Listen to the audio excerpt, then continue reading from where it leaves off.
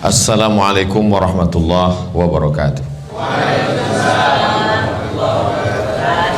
Memang cantik burung balam, burung hinggap di tengah laman. Dari bunyi sambutan salam, nampaknya jamaah ini belum makan. Mudah-mudahan semuanya sehat walafiat. Amin ya rabbal alamin. Yang sama kita hormati Yang Mulia Bapak Ketua Pengadilan Tinggi Agama Pekanbaru beserta Ibu, Ketua Pengadilan Agama Bangkinang, Ibu Wakil Ketua, para pejabat, fungsional, struktural, adik-adik yang sedang magang. Rupanya kalau baju ini merah itu magang, jadi peci saya merah pula. Hadirin hadirat yang besar tak dihimbau gelar, yang kecil tak dapat disebut nama, encik-encik, puan-puan, tuan-tuan, jemputan majelis, semua yang berhadir ini dimuliakan Allah Subhanahu wa taala. Amin ya rabbal alamin. Saya tengok di dada sebelah kanan Pak Ketua Pengadilan Tinggi Agama Pekanbaru itu ada kata integritas. Dan kemudian tema kita juga ditulis integritas. Puasa berkualitas, memperkuat integritas. Jadi wama adraka ma integritas. Apa itu integritas itu? Integritas itu diambil dari kata integ, dari bahasa Latin, artinya kesempurnaan. Orang kalau sudah sampai pada sempurna, maka dia puncak daripada kesempurnaan adalah kejujuran, memiliki mental yang sehat, jujur terhadap diri sendiri. Itu Ustaz dapat dari mana? Saya buka Google tadi. Bahasa simpel sederhananya jujur. Jadi memang kita selalu menggunakan kata-kata yang unik supaya mudah diingat dan lebih keren. Sama macam misalnya kalau ditanya, anak ibu sekolah di mana? Di pesantren. Orang anggapnya biasa. Tapi kalau anak bapak sekolah di mana? Islamic boarding school. Jadi itu juga. Satu yayasan lagi. Itu. Tadi sarapan pagi pakai apa? Ayam goreng. Ya biasa aja. Tapi kalau fried chicken, katanya, padahal kualinya sama. Minyaknya minyak jelantah juga. Jadi selalu istilah itu. Ya nggak masalah. Yang penting faham dia dengan istilah itu. Yang sampai ketika kita ditanya integritas itu apa, ya pokoknya integritas lah. Nah, itu. Jadi bicara tentang kejujuran, maka di antara 5 rukun Islam itu, syahadat, sholat, zakat, puasa, haji, semuanya itu menanamkan kejujuran. Misalnya syahadat, asyhadu an la ilaha illallah. Orang ketika dia sudah bersyahadat, dimanapun dia, kapanpun, jabatan, apapun profesi, berarti dia bertuhan dengan Allah, dan Allah memperhatikan dia. Kalau jujur mulut dengan hati perbuatannya, maka orang itu disebut dengan shadiq, jujur. Lawan daripada jujur adalah munafik. Munafik itu akar katanya nifak. Nifak itu adalah terowongan yang pintunya 2, satu pintu masuk, satu pintu keluar. Nanti panjang umur sehat badan, mudah-mudahan kita bisa berhaji ke Baitullah. Di Mina itu ada gunung yang dilobangi, di atas itu ada tulisan tunnel, bahasa Inggris tunnel, tunnel. Di samping tunnel itu ada tulisan nafak, terowongan. Kenapa orang munafik itu disebut dengan terowongan? Karena ada pintu masuk, ada pintu keluar. Cakapnya itu keluar masuk. Si fulan itu tak bisa dipegang cakapnya. Beda manusia dengan hewan, mohon maaf. Kalau orang yang dipegang itu cakapnya, kalau hewan yang dipegang itu talinya. Makanya kalau ada kawan yang tak bisa dipegang cakapnya, ikatlah dia pakai tali. Ketika orang sudah mengatakan di mulutnya asyhadu an la ilaha illallah, maka mesti sesuai antara perbuatan dengan ucapan. Orang yang sejalan ucapan dengan perbuatannya itu disebut dengan orang yang berintegritas, jujur dia itu. Saya udah lama berkawan sama dia, sesuai cakapnya dengan perbuatannya, integritas. Ada orang membagi di dunia ini 3 jenis manusia. Orang Jepang itu sikit cakapnya, banyak perbuatannya. Orang Jepang itu cakapnya pendek-pendek aja. Arigato, ai. Jadi cakapnya sikit tapi perbuatannya banyak. Beda sama India. Kalau India perbuatan sikit, cakap banyak. Tapi orang Indonesia, lain yang dicakapkan, lain yang dibuat. Ini nanti sebelum diupload diedit dulu. makanya dibuat pentas ini ke sini biar tidak kelihatan backgroundnya. Kalau tidak nampak nanti di kantor mana ini. Bapak Ibu yang dimuliakan Allah Subhanahu wa taala. Oke, habis syahadat, sholat. Sholat itu juga integritas. Orang sholat sendirian, tidak ada CCTV, tapi dia tidak akan mau menggerakkan lebih dari 3 kali. Karena dia tahu dalam mazhab Syafi'i, bergerak di luar dari gerakan sholat namanya harakah ajnabiyah, batal sholat. Sendiri sholat, dalam ruangan, tidak akan mungkin matanya kemana-mana.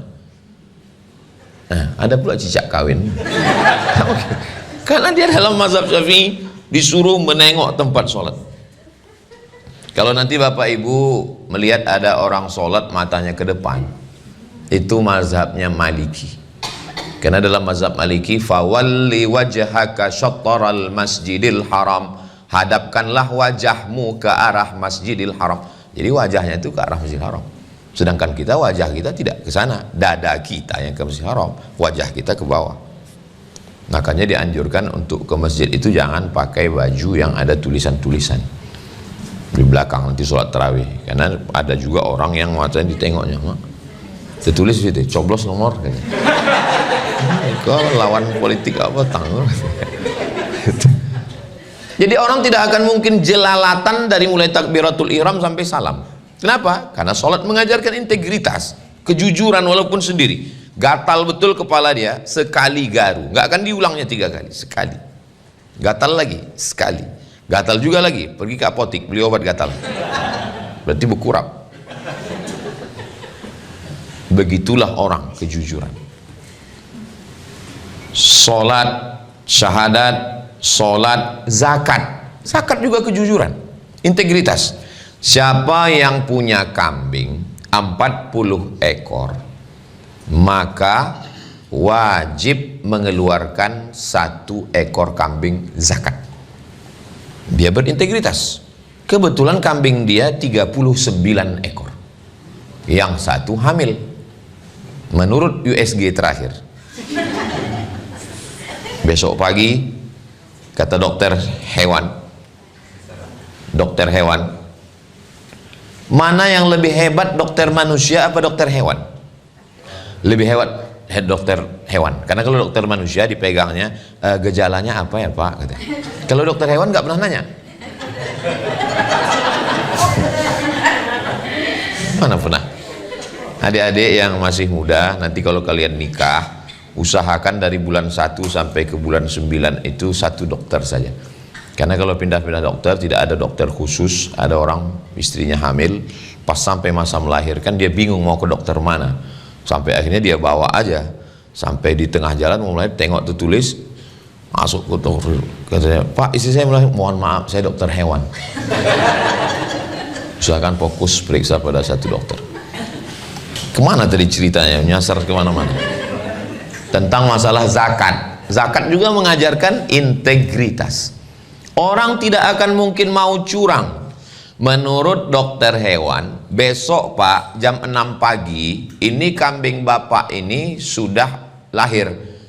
Kambing 39. Berarti jam 6 besok pagi 40. Habis subuh itu diteleponnya kawannya, dijualnya 1.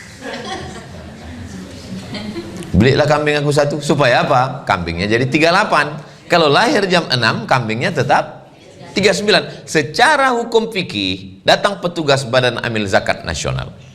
Menurut prediksi kami, kambing Bapak sudah 40. Apa kata dia? Hitung aja sendiri. Pas dihitung, tetap 39. Loh, kok 39? Jam 5 tadi sudah dijualnya 1. Tapi dalam lubuk hati yang paling dalam dia tahu, dia sedang mempermain-mainkan hukum.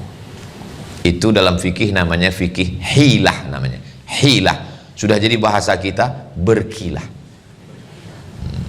Saya tahu disediakan kursi untuk saya duduk. Cuman saya merasa lebih gagah kalau saya berdiri. Syahadat, integritas. Sholat, integritas. Zakat, integritas. Haji paling dalam integritasnya. Ketika sudah dipakai kain ihram, kapal lewat di bukit namanya Yalamlam. Kita yang datang dari Indonesia itu berniatnya di atas bukit Yalamlam. Nanti diumumkan oleh pilot pesawat, ladies and gentlemen, kepala buku ditempel semen, all of our passenger, semua penumpang, kita sedang melewati bukit Yalamlam. Berniatlah, disitulah kita berniat, labbaik Allahumma hajja, saya berniat melaksanakan haji. Gatal hidung, takkan mengorek upil, karena takut bulu hidung tercabut bulu hidung, bayar fidyah. Gatal kepala, takkan digaru, takkan sisiran, mandi dibiarkan aja itu, takkan mungkin pakai sampo, takkan pakai sabun. Kenapa? Takut melanggar larangan ihram. Apa yang sedang ditanamkan? Integritas. Kalau secara logika akal, hidung kita, bulunya punya kita, bukan mencabut bulu hidung kawan. Mana ada orang dirugikan? Tapi kita sedang mengikut aturan Allah, integritas.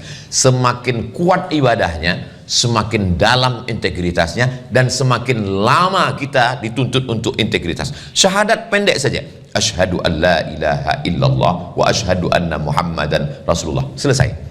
Tapi sholat mulai agak panjang. Dari takbiratul ihram ke salam itu 3 menit kalau bacaannya pelan, bismillahirrahmanirrahim, alhamdulillah. Kalau ada yang sholat 1 menit setengah, itu bukan ikut Imam Syafi'i, bukan ikut Imam Hanafi, bukan ikut Imam Maliki, bukan ikut Imam Hambali. Nama imamnya Valentino Rossi.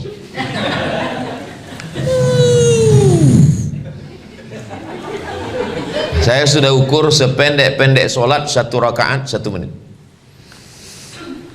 Allahu akbar kabira walhamdulillahi katsira wa subhanallahi bukratan wa asila, wajjahtu wajhiya lilladzi fatara as-samawati wal arda hanifan musliman wa ma ana minal musyrikin.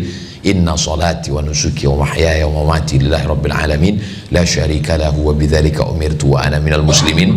Bismillahirrahmanirrahim, alhamdulillahi rabbil alamin, arrahmanir rahim, maliki yaumiddin, iyyaka na'budu wa iyyaka nasta'in, ihdinas siratal mustaqim, siratal ladzina an'amta 'alaihim ghairil maghdubi 'alaihim waladdallin, amin.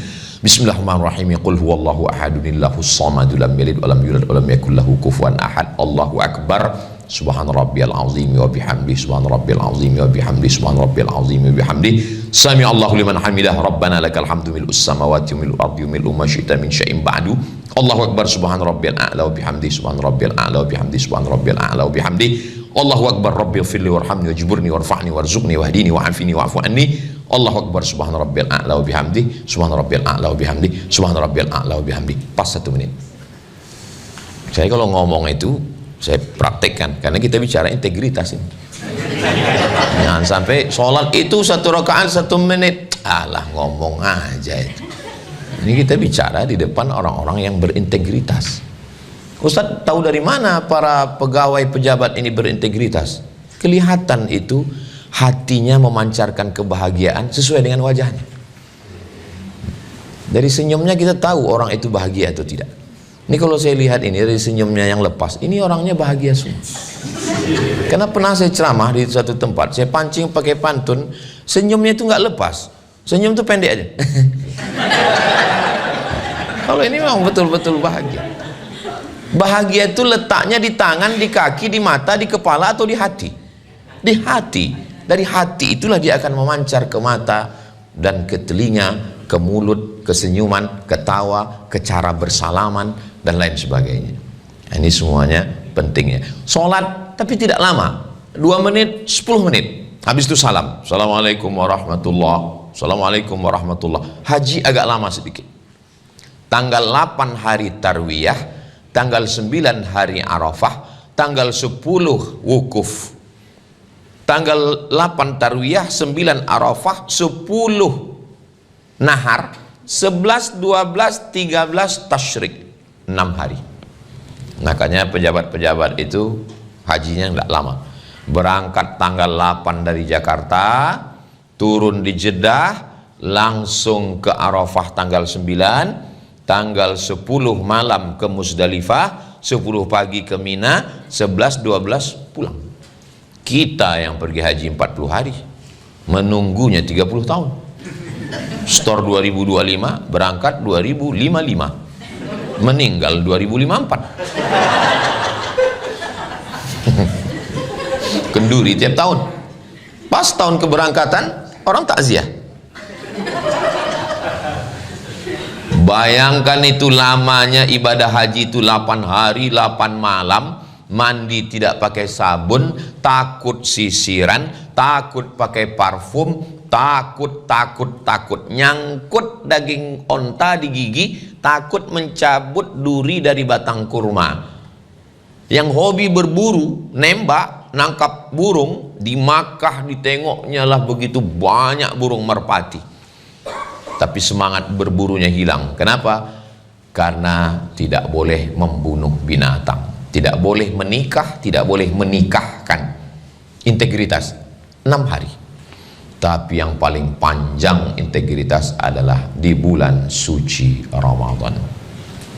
Syahadat, sholat, zakat, puasa, haji. Di puasa inilah integritas itu ditanamkan, kejujuran paling panjang.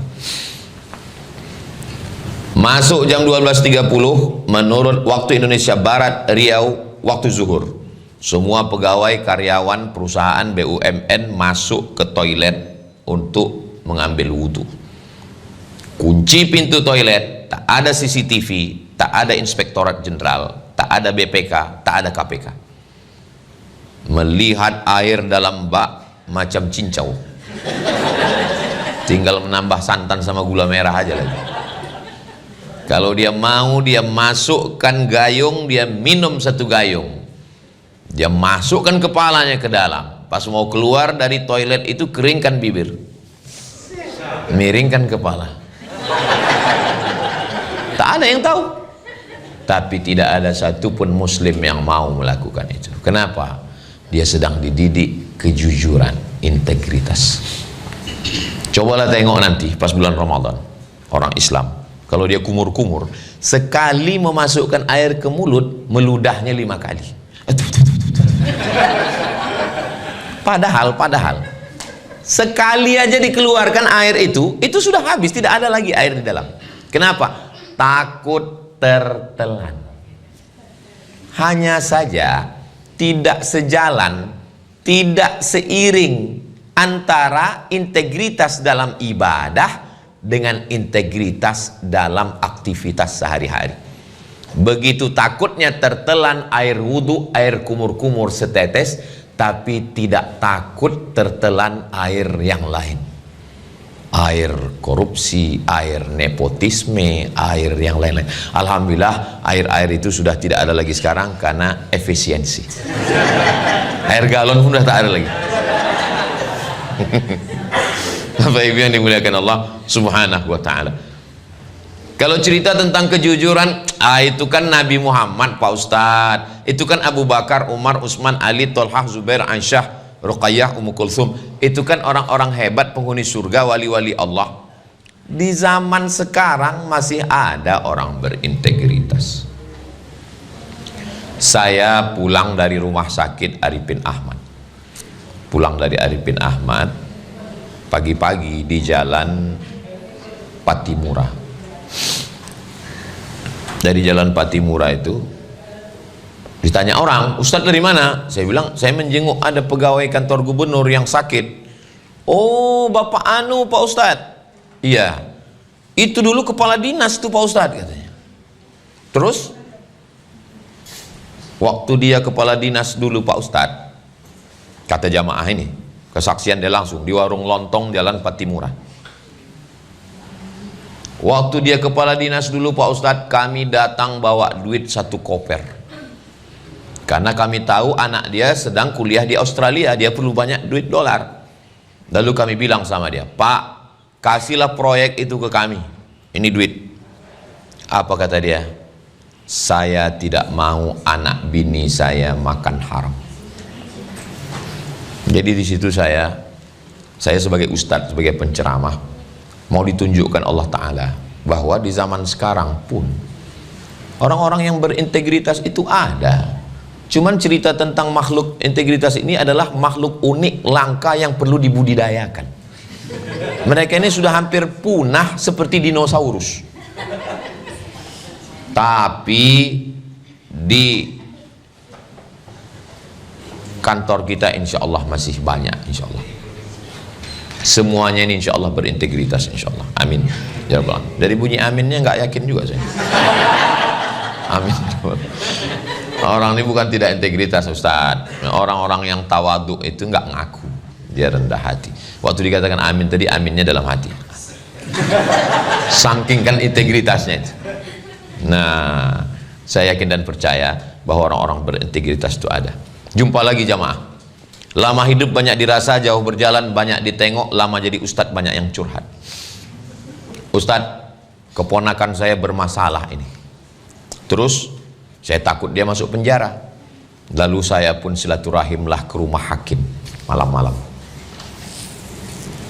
Kalau mendengar tausiah saya ini kuncinya satu, jangan tersinggung. Karena pernah ada beberapa orang tersinggung pulang meninggal.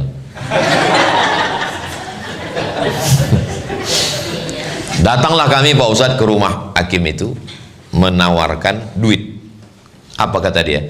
Saya tidak mau anak bini saya makan haram. Pusing kami Pak Ustadz, gimana cara menyogoknya?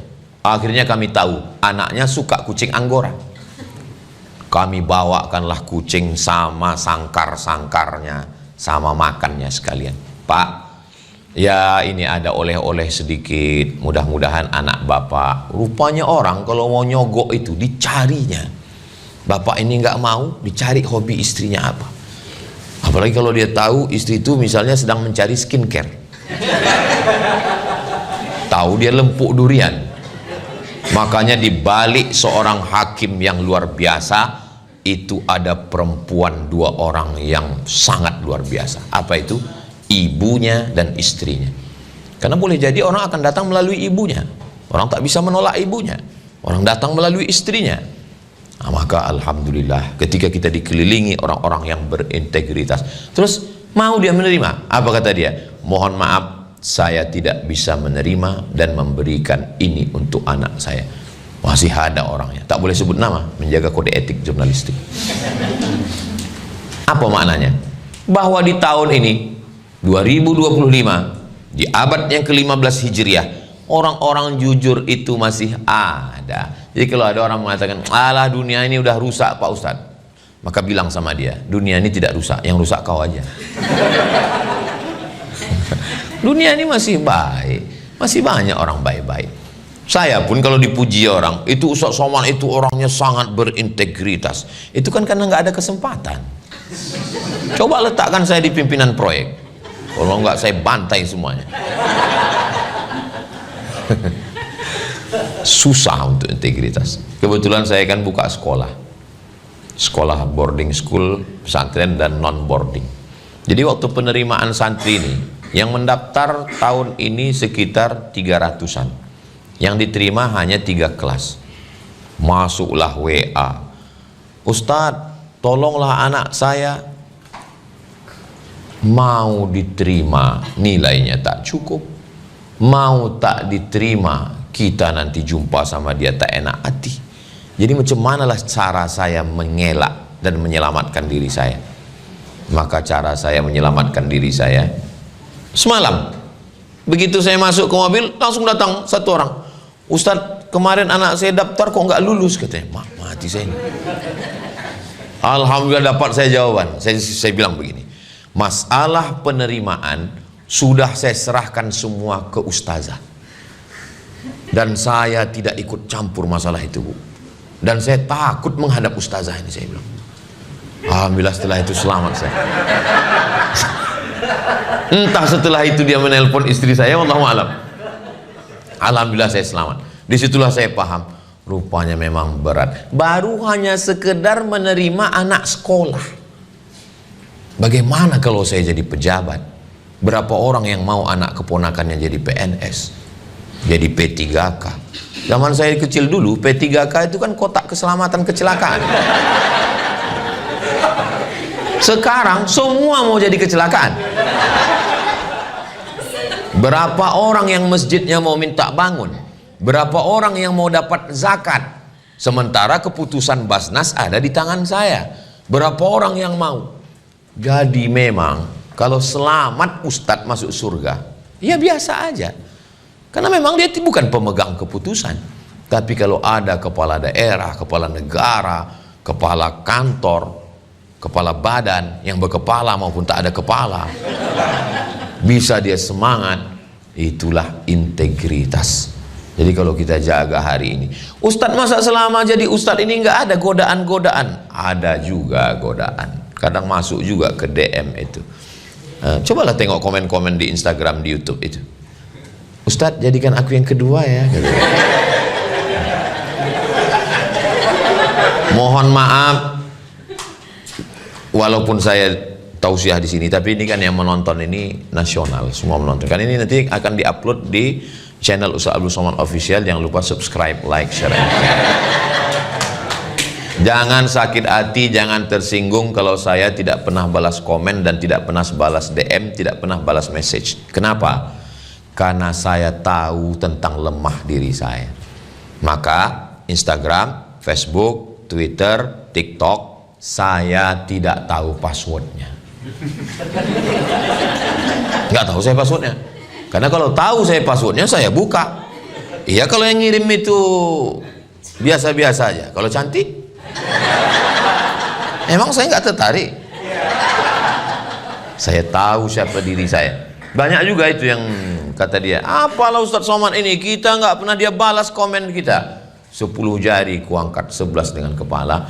Memang itu untuk menjaga, bukan hanya untuk menjaga diri saya, untuk menjaga kalian juga, viewer, follower, dan subscriber. Kita saling menjaga dengan itu. Kenapa? Karena kita lah yang paling tahu tentang siapa diri kita. Ustadz Somad, alhamdulillah ini kami sudah mengumpulkan uang di depan gereja HKBP seberang Masjid An-Nur. Datang bapak-bapak ngajak saya jumpa, berdirilah kami di depan pintu gerbang. Ustadz, ini ada duit. Untuk apa? Untuk Ustadz ganti mobil, ini untuk DP-nya. Bergetar juga jantung saya waktu itu. Saya bilang, saya cukuplah dengan mobil yang udah ada itu. Karena kalau ku terima duit ini Pak, tak selamanya hubungan kita baik. Nanti tiba-tiba kalian undang saya tak bisa datang, kalian marah sama saya.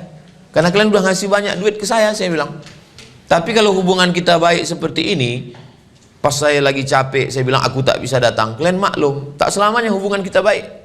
Akhirnya sampai hari ini hubungan saya dengan jamaah ini baik. Lalu kemana lah duit ini Pak Ustadz kami serahkan? Bukalah dulu Pak Ustadz. Saya tak buka, saya takut karena kalau saya tengok banyak, saya ambil. Saya berusaha kepada diri saya sendiri. Kemudian suatu ketika ceramah kira-kira 20 menit. Habis 20 menit duitnya satu kotak Indomie lah. Ini kalau 10.000 udah berapa ini? Tak usah kita hitung Bu, nanti tergoda saya. Assalamualaikum Ustaz Somad. Waalaikumsalam. Ini ada duit katanya. Mak, saya tengok, rupanya jantung kita ini kalau lagi normal itu kan pasti menengok kotak itu. Jantung ini tidak normal itu biasanya disebabkan dua. Yang pertama jatuh cinta, yang kedua jatuh tempo. Macam mana cara saya supaya menjaga hati saya? Lalu saya bilang sama yang ngantar ini, bawa kotak ini ke Koki Sunda Jalan Sudirman. Di belakang Koki Sunda itu ada Pajar Harapan. Bawakan ke Pajar Harapan, serahkan sama Bapak Ketua Panti, foto, nanti fotonya kirim ke saya, biar saya kirim ke yang mengasih tadi. Begitu sampai saya kirim, terima kasih Bapak, ini sudah kami serahkan ke Fajar Harapan, mudah-mudahan bermanfaat untuk kita semua. Lalu kemudian suatu ketika banyak juga yang tunggu sebentar ya, saya ingat-ingat lagi. Ustadz Somad, mobil Ustadz ini kalau kami lihat ini sasisnya ini nggak cocok untuk Riau Pak Ustadz. Riau ini jalannya ini goncang, kami khawatir nanti Ustadz kecelakaan. Jadi kami mau kasih mobil yang kira-kira kalau jalan dia kuat. Tolong KTP Pak Ustadz. Saya kirim foto KTP saya. Beberapa hari setelah itu, alhamdulillah Ustadz, mobilnya sudah sampai Merak Bakauheni, udah nyebrang. Insya Allah nanti beberapa hari ini kami telepon Ustadz ya, mobilnya sampai nanti insya Allah di rumah. Saya bilang, saya ini bukan Ustadz yang kaya, saya ini rumah kecil, garasinya tak banyak, tak muat nanti parkir. Jadi gimana? Kalau Bapak tetap kirim juga, nanti saya serahkan lagi ke panti Fajar Harapan, saya bilang. Tak lama setelah itu, agak-agak 5 menit, mohon maaf Pak Ustadz, mobilnya balik lagi ke Jakarta.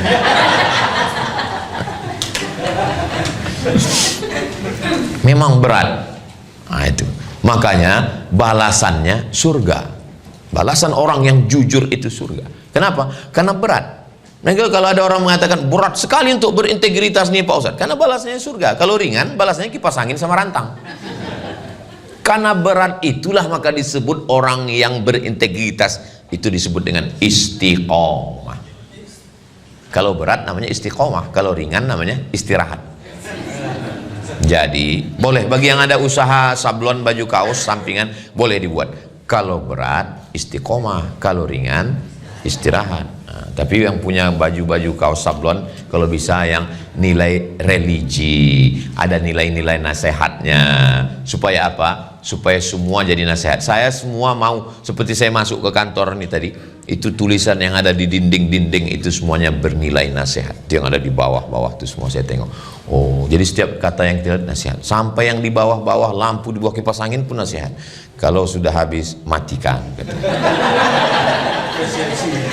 Efisiensi. Integritas ditanamkan itu semua. Tapi di balik integritas itu juga dalam Islam mesti ada namanya punishment.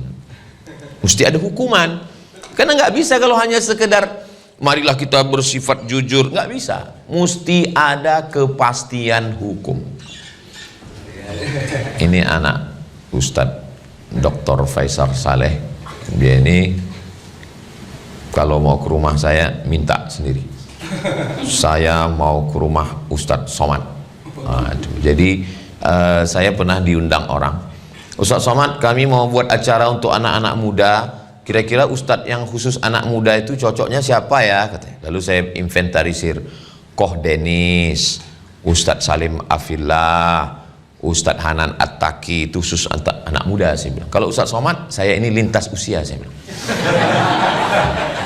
Sampai anak kecil pun cari-cari saya. Dari mulai anak kecil sampai orang tua.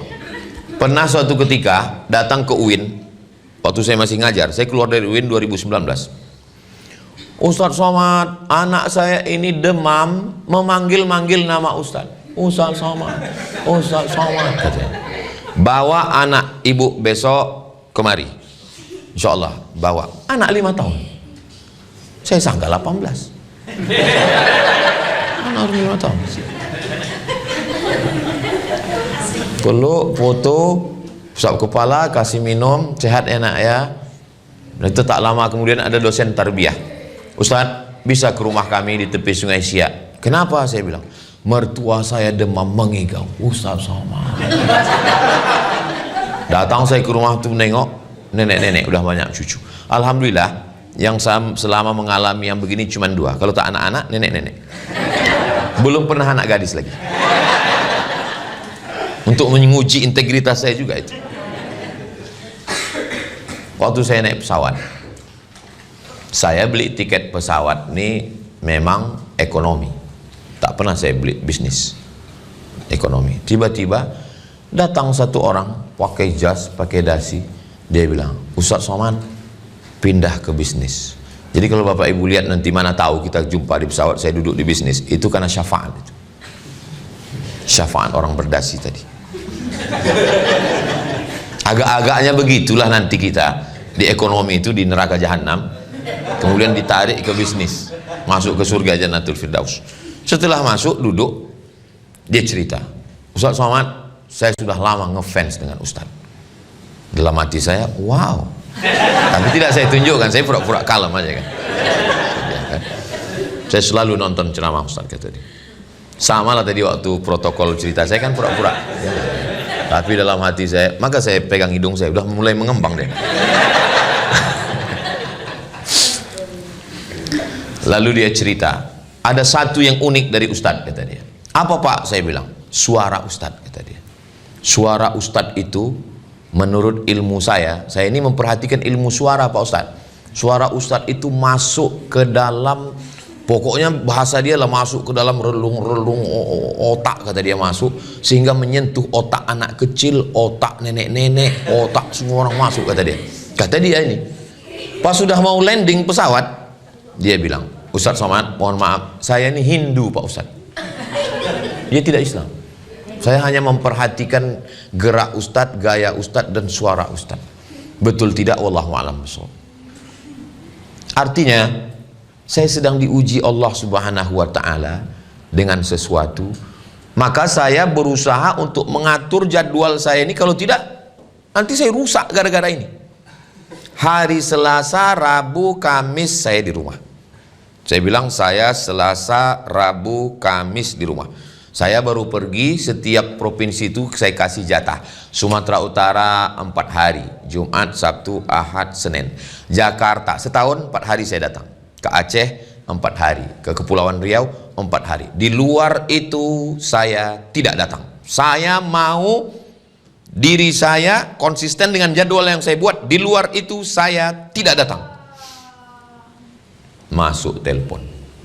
Assalamualaikum, waalaikumsalam. Tim Ustaz Somad, iya, kami mau ngundang. Nanti kami siapkan tiket pesawat.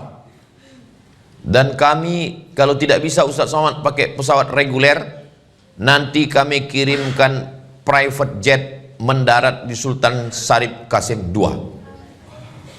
Dalam hati saya, gua banget ini. Inilah masanya kita naik private jet, baru kita foto-foto kan, kita upload di Instagram, baru kita buat caption di bawah. Emang kaleng-kaleng. Tapi berpikir lagi, aku kan sudah ngomong ke tim kemarin bahwa saya konsisten. Kalau sudah ku kasih 4 hari satu provinsi, maka saya tidak akan keluar dari sini. Di luar jadwal ini saya tidak akan datang. Itulah pentingnya kita berkawan, dan kawan kita yang kira-kira kalau kita melanggar kita jadi malu. Gimana Ustadz? Kata kawan saya ini, jadi kita berangkat. Saya bilang, kita kan udah sepakat di luar 4 hari kita tak pergi. Kalau kita pergi dengan ini, berarti kita sudah merusak sistem yang kita buat. Padahal dalam hati saya, kalau tak ku ceritakan kemarin kan untung juga ya. Makanya betul kata Nabi, alaikum bil jamaah, hendaklah kamu berjamaah. Iyyakum wal furqah, jangan berpecah belah, jangan sendirian. Kenapa? Karena dengan berjamaah ini ada rasa malu, ada rasa segan, ada rasa sungkan. Ustadz tadi ngatakan di rumah hari apa aja Ustadz? Hari Selasa, hari Rabu, hari Kamis. Ini hari Rabu. Hari Rabu kok Ustadz ceramah? Ini daripada nanti jadi fitnah saya jelaskan. Ini hari Rabu nih saya ceramah. Ini karena yang ngundang nih ordal. Susah juga saya mau berintegritas kan. Padahal saya sudah bilang, saya tidak akan ceramah. Saya hanya ceramah hari Jumat, Sabtu, Ahad, Senin. Jumat berangkat, Senin pulang. Selasa, Rabu, Kamis di rumah. Tapi Rabu, jadi di tempat yang berintegritas saya sedang merusak integritas saya.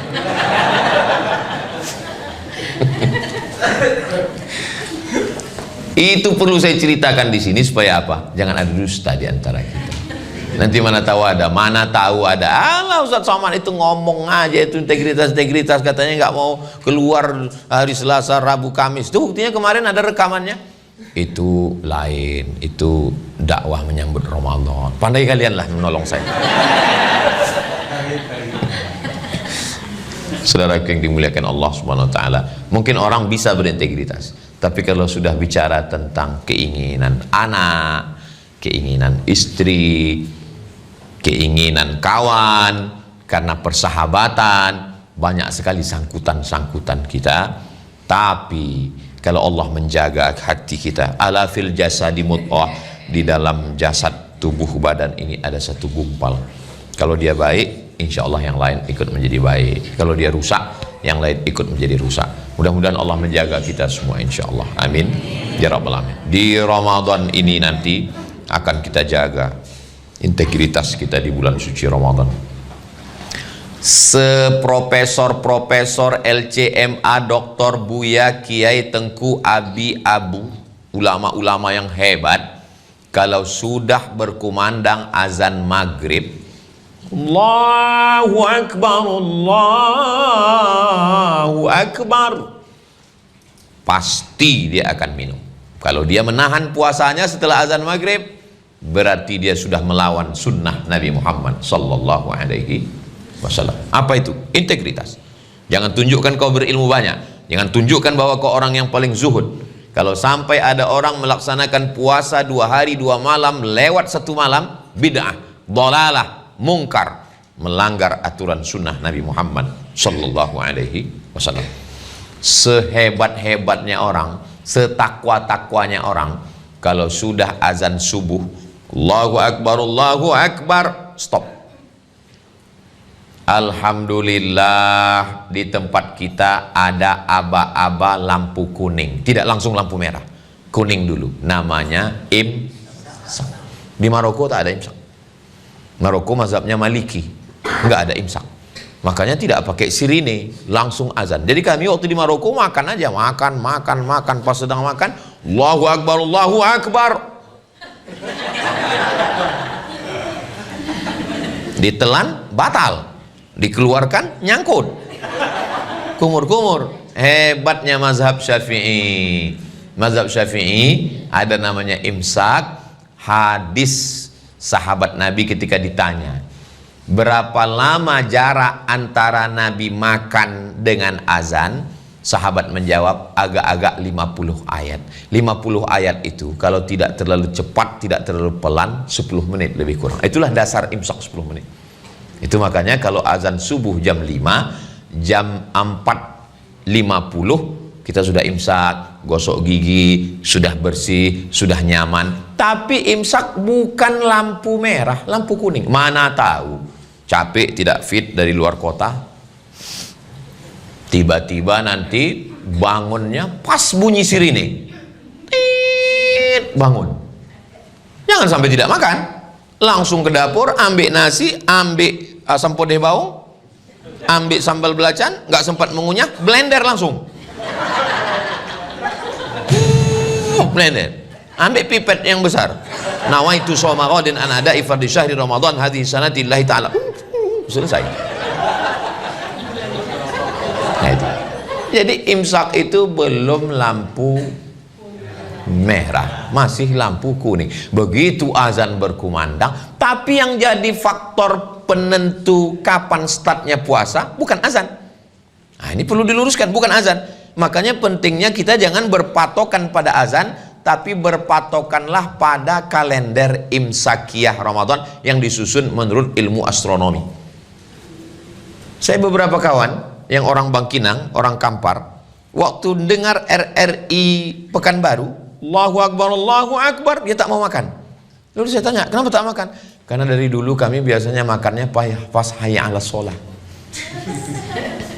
Jadi rupanya kalau Allahu Akbar di Pekanbaru, itu di Bangkinang belum. Menurut waktu, pas hayya 'alas shalah di RRI Pekanbaru, baru di sini masuk. Artinya apa? Begitulah takutnya. Padahal muazzinnya sama, azannya sama, karena ada perbedaan waktu, integritas. Bagaimana kita dijaga? Begitu juga. Tapi yang namanya manusia ini lupa. Jam 6 sore laki-laki bapak-bapak mulai membawa sepeda motor untuk tawaf keliling mencari takjil buka puasa. Kalau istrinya bertanya, "Acu nak kemana?" "Jangan kau tanya kemana aku pergi." Menunggu azan maghrib berkumandang, berkeliling. Begitu sampai azan maghrib berkumandang, yang mulai ada cendol, ada kopi indak betulang, padahal ada juga tulangnya di dalam. Mulailah asam podeh, asam baung, asam masam, segala asam semua sudah ada. Begitu azan berkumandang, Allahu Akbar, Allahu Akbar, masuk 2-3 teguk air, masuk kurma. Mana hawa nafsu siang tadi? Hawa nafsu siang tadi tegak di tepi jembatan Bengkinang Seboang, menengok ke bawah, rasa mau diminum air sungai Kampar tuh, tak igelang haus. Tapi begitu azan berkumandang, habis. Apa kata istri? Tengoklah cu, ya esok nak usah buat lah, besok jangan kita buat lagi. Besok dibuat juga lagi. Berapa kali kita lupa? 30 sore lupa. Kenapa kita lupa? Karena kita masih manusia. Manusia diambil dari kata nasya. Nasya artinya lupa. Manusia artinya makhluk yang pelupa. Karena lupa maka dia diingatkan terus. Tahun lalu sudah ada Ramadan, iya. Ini kok ada Ramadan lagi? Karena lupa. Nanti di bulan Syawal ada lagi namanya puasa 6. Nanti di bulan Zulqa'dah ada lagi namanya puasa Ayyamul Bait 13, 14, 15. Nanti masuk lagi ada lagi namanya puasa Nabi Daud, sehari puasa makan sehari. Ada puasa Senin Kamis. Puasa Nabi Daud, puasa sehari makan sehari. Karena ada juga jamaah ini bertanya, "Ustadz, apa hukumnya suami saya sholat Nabi Daud? Sholat sehari tak sholat sehari?" Mana ada. Itulah pentingnya dengar ceramah itu. Kalau bangun, bangun. Kalau tidur, tidur betul. Jangan tidur-tidur ayam. Ustadz bilang puasa Nabi Daud, dia bilang sembahyang Nabi Daud. Sembahyang Nabi Daud itu fi jaufil lail, tengah malam. Tadi saya mulai tausiah ini jam 2, sekarang sudah jam 3 kurang 10. Jadi rupanya kalau kita ngomong ceramah di depan orang yang hatinya tenang, itu nggak terasa waktu itu berlalu cepat. Saya yakin kalau ada di antara bapak yang penceramah atau motivator, paham dia cakap saya ini. Ngomong kita di depan orang yang dia suntuk, itu kita pun ikut suntuk. Saya pernah ceramah, rasanya ceramah itu lama sekali, macam tak bergerak jarum jam. Kapan itu? Ceramah menunggu buka puasa. Makanya saya kalau diundang dimanapun, kalau ada orang ngundang, "Ustadz datang ya acara buka bersama," tak mau saya. Tobat saya. Dia pun nengok kita, menggaruk-garuk kepala, menunduk, main-main HP. Selesai acara ceramah, apa kita bilang? "Saya tadi Pak, waktu ceramah menjelang berbuka tadi, lama kali saya rasa." Apa kata jamaah itu? "Kami yang menunggu lebih lama lagi Pak Ustaz." Tapi hari ini alhamdulillah saya rasa waktu begitu cepat berlalu. Saya biasa di mana-mana ceramah itu memang 1 jam. Tapi karena saya tengok botolnya kecil, ini kalau begini setengah jam aja. Ini mungkin efek dari efisiensi juga ya.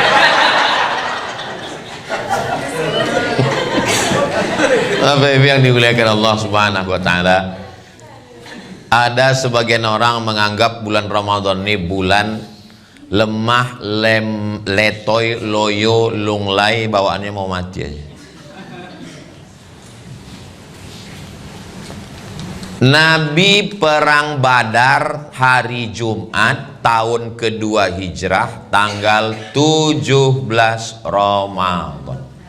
Ingat itu, perang Badar 17 Ramadan. Naik kuda Nabi dari Madinah ke Badar 150 km. Umurnya waktu itu 55 tahun. Nabi dapat wahyu umur 40. Berdakwah di Makkah 13. 4 tambah 13, 40 tambah 13, 53. Perang tahun kedua 55. Umur 55, bulan puasa, perang 150 km naik kuda. Ramadan. Nabi puasa 17 Ramadan, hari Jumat. Ini Mesir, ini Israel. Mesir merebut Israel dan menang pada tanggal 10 Ramadan. Dibuatkan satu kota di Mesir namanya kota 10 Ramadan. Panjang umur, sehat badan, nanti kita umroh singgah ke Mesir insyaallah. Ongkos tanggung masing-masing. Lalu kemudian ini Afrika Utara, ini Andalusia. Nama panglima perangnya namanya Jabal, namanya Tariq bin Ziyad. Lalu kemudian mereka naik kapal melewati Samudra Atlantik. Ada bukit di situ disebut dengan Gibraltar. Waktu mereka sampai ke sana dan mereka mampu merebut negeri itu, 700 tahun Islam berkuasa di sana. Negeri itu disebut dengan Andalusia. Andalusia itu sekarang adalah Real Madrid, Barcelona. Dan itu direbut pada bulan Ramadan. Indonesia merdeka 17 Agustus 1945 bertepatan dengan Ramadan. Yang mengerek bendera puasa, yang meneriakkan perang mengusir Belanda itu orang puasa. Takbir, bunuh Belanda. Yang bisa berteriak keras itu orang puasa. Karena kalau orang kenyang mana bisa?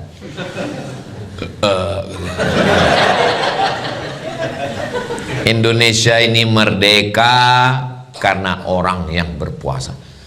Jadi jangan sampai nanti di siang Ramadan ada orang-orang yang tertarik mau masuk Islam gara-gara nonton YouTube.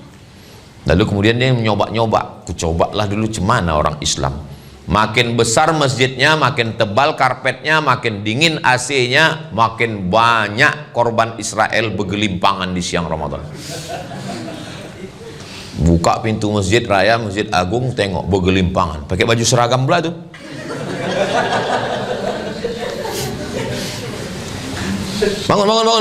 Bangun.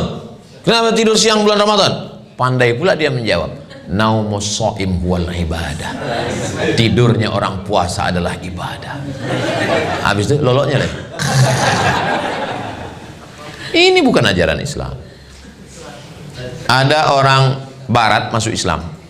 Setelah masuk Islam, sholat dia. Pulang sholat, hilang sendalnya. Apa kata dia? Alhamdulillah aku masuk Islam bukan karena menengok orang Islam. Kalau menengok orang Islam, murtad lagi karena sendal hilang. Orang Islam tidak mencerminkan ajaran Islam. Al-Islam mahjubun bil muslimin. Islam itu bagus. Islam itu ibarat produk yang produknya bagus, tapi bintang iklannya tidak menarik. Misalnya saya kan banyak mengendorse. Lihat nah di Instagram saya yang followernya 9 juta itu. Maksudnya yang belum follow lah. Datanglah orang misalnya perusahaan susu cair penambah berat badan, mau mengangkat saya menjadi brand ambassador. Ustaz Somad, tolong dong iklankan ini produk kami. Apa produknya? Ini susu penambah berat badan. Saya bilang syukron, terima kasih. Kan tiba-tiba saya lama iklankan. Anda ingin berat badan Anda slim, minumlah. Mana orang percaya? Begitulah agak-agaknya Islam. Islam ini agamanya bagus, bersih. Agama yang paling suci, paling bersih Islam. Tapi toilet yang paling kotor. Kalau pergi kita ke perusahaan tetangga sebelah, nanya kita ke security, toiletnya mana ya Pak? Tapi kalau pergi ke tempat orang Islam, tak perlu nanya security, tarik aja nafas panjang, tahu kita kemana arah toilet. Padahal yang mengajarkan at-tahuru syatrul iman adalah Islam. Mudah-mudahan kita termasuk orang Islam yang mengamalkan ajaran Islam ini, insyaallah. Amin ya rabbal alamin. Agaknya itulah yang dapat saya sampaikan dalam waktu yang lebih kurang 1 jam ini. Kenapa Ustaz dari tadi menengok pintu? Karena jam ada di situ. Yang sudah tepat ini penempatannya ini sudah.